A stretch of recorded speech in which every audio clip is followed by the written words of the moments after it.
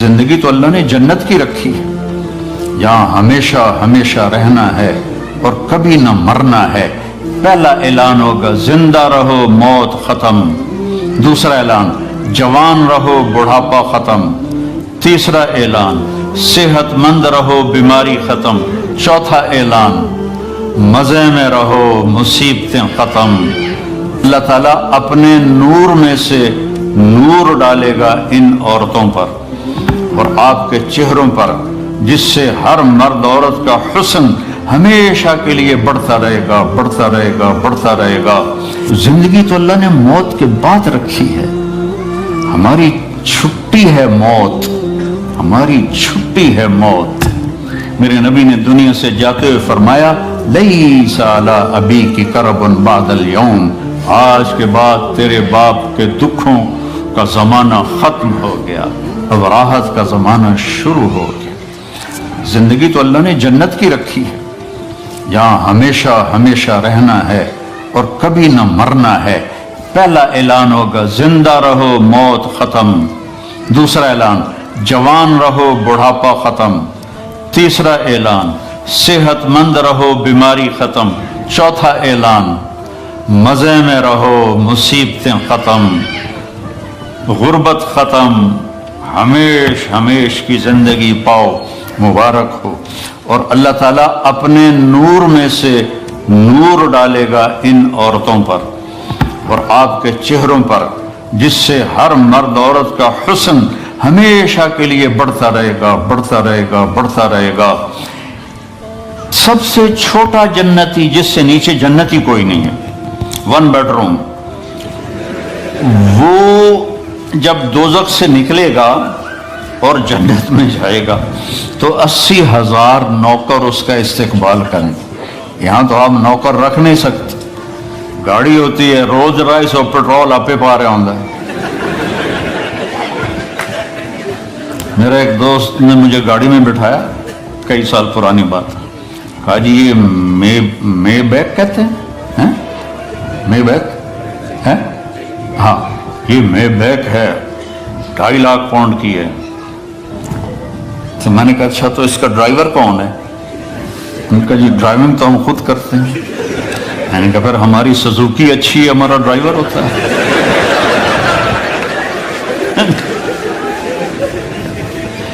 80,000 نوکر ہوں گے اور وہ کہیں گے ہمارے آقا آپ کدھر رہ گئے تھے، ہم تو انتظار کرتے کرتے تھک گئے ہو، کہے گا شکر کرو میں آ گیا، جو بڑے لطر کھاتے ہیں میں 2 دفعے ٹھا ہوندی رہی ہے۔ تو وہ پھر اس کو کھانا کھلائیں گے، پانی پلائیں گے، مزہ کرائیں گے، پھر کہیں گے اب آپ اپنے گھر والوں سے مل لیں۔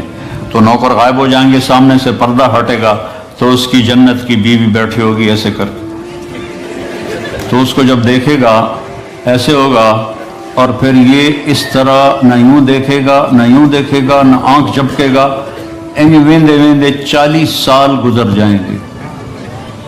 40 سال، وہاں ٹائم کوئی نہیں دنیا کے لحاظ سے، میرے نبی بتا رہے ہیں 40 سال سے دیکھتا رہے اور مزہ لے رہا ہے، وہ بھی مزہ لے رہی ہے۔ ادھر 4 منٹ بیوی کو دیکھو کہے گی خیر تھا ہے، کی ہو گیا جناب نے، بیوی خامد کو لے کے دو کہے گی خیر تھا کی ہو گیا، کیوں ویکھی جانی۔ 40 سال اس کو صرف دیکھنے کا مزہ لے گا۔ تو زندگی تو اللہ نے موت کے بعد رکھی ہے، ہماری چھٹی ہے موت، ہماری چھٹی ہے موت۔ میرے نبی نے دنیا سے جاتے ہوئے فرمایا لیس علی ابیک کرب بعد اليوم، آج کے بعد تیرے باپ کے دکھوں کا زمانہ ختم ہو گیا، اب راحت کا زمانہ شروع ہو گیا۔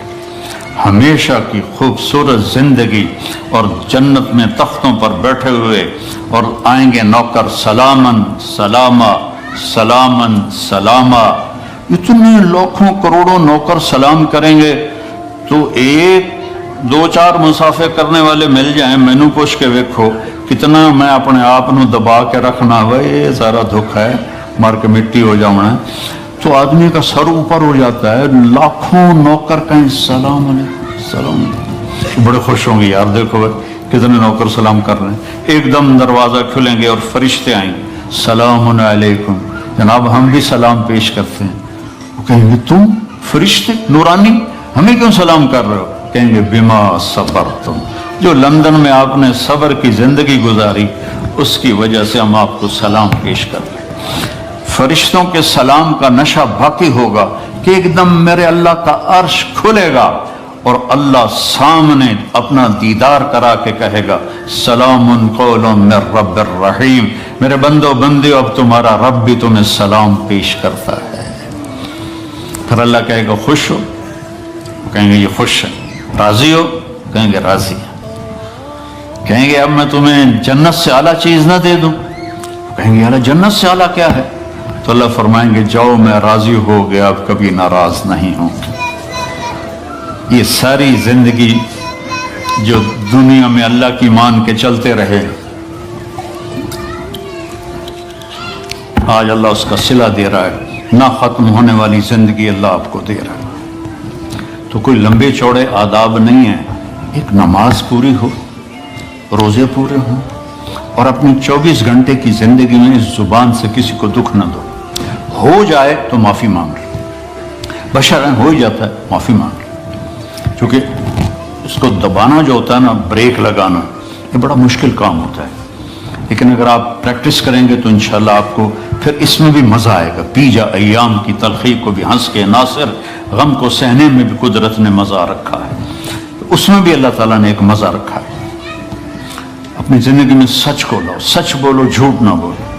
ہمارے ملک میں تو بہت جھوٹ بولا جاتا ہے، یہاں کم ہے، لیکن چونکہ اپنے ہی لوگ ہیں تو پتہ نہیں کی 2 نمبری کیوں. جھوٹ نہ بولو، سچ بولو، سچائی کو ساتھی بناؤ. نمبر 2 پر کسی کو دھوکہ نہ دو. اس ملک نے آپ کو پاسپورٹ دیا، آپ کسی اسلامی ملک میں 50 سال گزار دو، آپ کو پاسپورٹ نہیں دوں گے. یہاں 5 سال گزارتے تو میں پاسپورٹ دے دیتے ہیں، مالکانہ حقوق دے دیتے ہیں، ساری آپ کو سہولتیں دے دیتے ہیں. تو ان ملک والوں سے آپ دغا نہ کرو، ان کے قانون کی وائلیشن نہ کرو، اور جیلی کام نہ کرو، بلکہ جیسے یہ آپ کے ساتھ اچھے ہیں آپ بھی ان کے ساتھ اچھے بن کے چلیں اور ان کے قانون کی پابندی کر کے چلیں. یہاں کئی نوجوان آتے ہیں، وہ یہاں کی لڑکیوں سے شادی کرتے ہیں پیپر بنانے کے لیے. یہ کام بھی نہ کرنا، یہ دھوکہ ہے، بہت بڑا دھوکہ ہے. پیپر بنتے ہیں تو پھر چھوڑ کے غائب ہو جاتے ہیں. دلی میں ایک جیب کترا تھا، پک پاکٹ، اس کے چیلے تھے، تو ایک دن اس کا چیلا 2 روپے لے کر آیا، اس نے اس کو تھپڑ مارا. یہ بات ہے انگریزوں کے دور کی. وہ صرف 2 روپے پورے دن میں. کہا استاد آج ایک بڑی موٹی جیب کاٹی تھی، ایک انگریز کی جیب کاٹی تھی، لیکن 2 قدم چلا تو مجھے خیال آیا کہ قیامت کا دن عیسیٰ علیہ السلام نے اگر میرے نبی کو تانا دے دیا، گلہ دے دیا کہ آپ کے امتی نے میرے امتی کی جیب کاٹی، تو میرے نبی کو شرمندہ ہونا پڑے گا. تو میں نے جا کے اس کو واپس کر دیا. 2 روپے اپنے دیکھے کھا کے لیا. تو وہ رونے لگا اور جیب سے 10 روپے نکالے کا یہ تیرا آج کا انعام ہے. تو یہاں ایسے زندگی گزارو کہ کل قیامت کے دن عیسیٰ علیہ السلام گلہ نہ دیں ہمارے نبی کو کہ آپ کے امتی نے میرے امتی کے ساتھ یہ کیا. اس طرح زندگی گزارو. آپ سچائی کی ایک پہچان بن جاؤ، دیانتداری کی پہچان بن جاؤ، الفت و محبت کی پہچان بن جاؤ. اور پھر کبھی ہو جائے غلطی تو معافی مانگ لو تو اللہ معاف کر دے گا. تو نیت کرتے ہو سارے؟ تبلیغ میں 3 دن لگا لیا کرو، ایک ویکنڈ تبلیغ میں لگا لیا کرو، انشاءاللہ آپ کو بہت فائدہ ہوگا. اور قرآن کے ساتھ کچھ وقت گزارا کرو، قرآن کے ساتھ کچھ وقت گزارا کرو. یہ قرآن واحد کتاب ہے جو لا ریب فیہ کا اعلان کرتی ہے، شک و شبہ سے بالا تر کتاب ہے. لیکن اس پر ستم پوری امت کر رہی، عرب بھی اور غیر عرب بھی.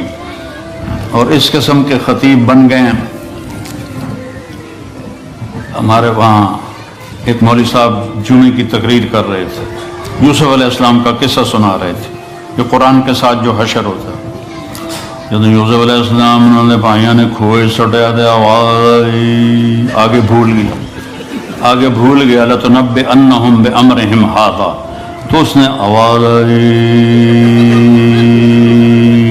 لمبا کر کے یاد کر رہا ہے، نہیں یاد آیا، پھر اوے لوگو سن لو مولوی دا مسئلہ، پھر نہ آکھے جے مولوی نے دسیا نہیں۔ یوسف علیہ السلام انہوں نے پائیاں نے کھوئی سڑیا دے آواز آئی، پھر بھول گیا تو کہتا ہے آواز آئی، پھر بھول گیا، اسے کہ ہوں تو کوئی نہ کوئی بولنا پڑے گا، نہیں تو لتر پڑھن کے اوے لوگو مسئلہ سن لو، پھر نہ آکھے جے مولوی نے مسئلہ نہیں دسیا۔ یوسف علیہ السلام انہوں نے پائیاں نے کھوئی سڑیا دے آواز آئی، کڑوں